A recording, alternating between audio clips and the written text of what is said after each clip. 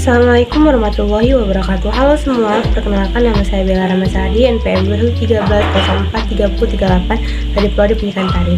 Di sini saya akan menjelaskan materi tentang pandangan Islam terhadap seni tari. Bagaimana sih pandangan seni tari terhadap Islam? Yaitu seni tari dalam lintasan sejarah Islam. Seni tari pada permulaan Islam berbentuk sederhana dan hanya dilakukan oleh orang-orang yang datang dari luar daerah Arab seperti orang-orang Sudan, Ethiopia, dan lain-lain. Menari biasanya dilakukan pada hari-hari tertentu saja seperti pada hari-hari gembira, hari-hari raya, dan lainnya. Salah satu contoh tentang ini adalah seperti yang diriwayatkan oleh Abu Dawud dari Anas radhiyallahu yang berkata, yaitu tak kala Rasulullah SAW datang ke Madinah, orang-orang Habiyah Ethiopia sekarang menari dengan gembira menyambut kedatangan beliau sambil memainkan senjata mereka. Sesudah zaman Rasulullah SAW, khususnya di zaman Daulah Abbasiyah, seni tari berkembang dengan sangat pesat. Kehidupan mewah yang dicapai oleh kaum muslimin pada waktu itu telah mengantarkan mereka ke dalam suatu dunia hiburan yang seakan-akan telah menjadi keharusan dalam masyarakat yang makmur. Hukum seni tari adalah mubah, tetapi ketika itu orang-orang telah melakukannya. Pada zaman Khalifah Habsyiah, seni tari telah mendapatkan tempat yang sangat istimewa di tengah masyarakat, baik dari kalangan istana, gedung-gedung, khusus rumah pejabat dan hartawan, maupun di tempat-tempat hiburan lainnya, seperti taman ria dan sebagainya. Lalu bagaimana sih tanggapan utama Islam terhadap tarian? Imam Al-Ghazali dalam kitab Ihya Ulum beranggapan bahwa mendengar nyanyian dan musik sambil menari hukumnya adalah mubah. Sebab, kata beliau, para sahabat Rasulullah SAW pernah melakukan hajat atau berjinjit pada saat mereka merasa bahagia.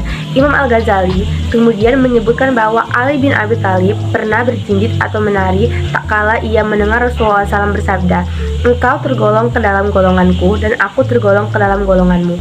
Akan tetapi, Imam Ibnu Hajar menentang pernyataan hadis yang membenarkan tarian, berkata, sesungguhnya sekelompok sufi telah berdalil kepada hadis tersebut untuk memperbolehkan dan mendengarkan alat musik.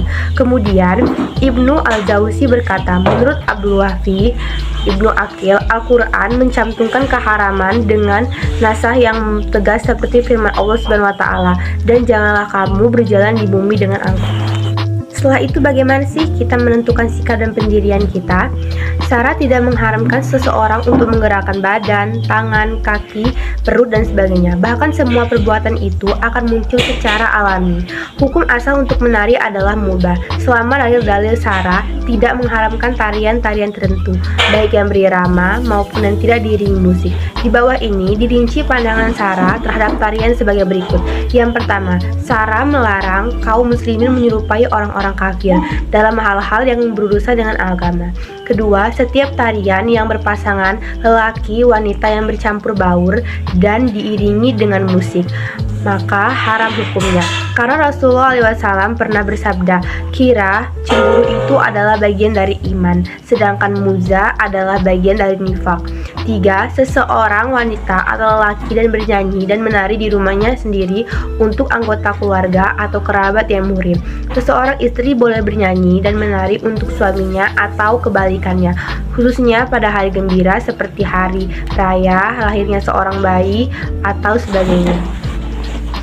Mungkin itu saja materi yang bisa sampaikan. Semoga bisa dipahami dan dipelajari. Kurang lebihnya saya mohon maaf. Saya akhiri. Wassalamualaikum warahmatullahi wabarakatuh.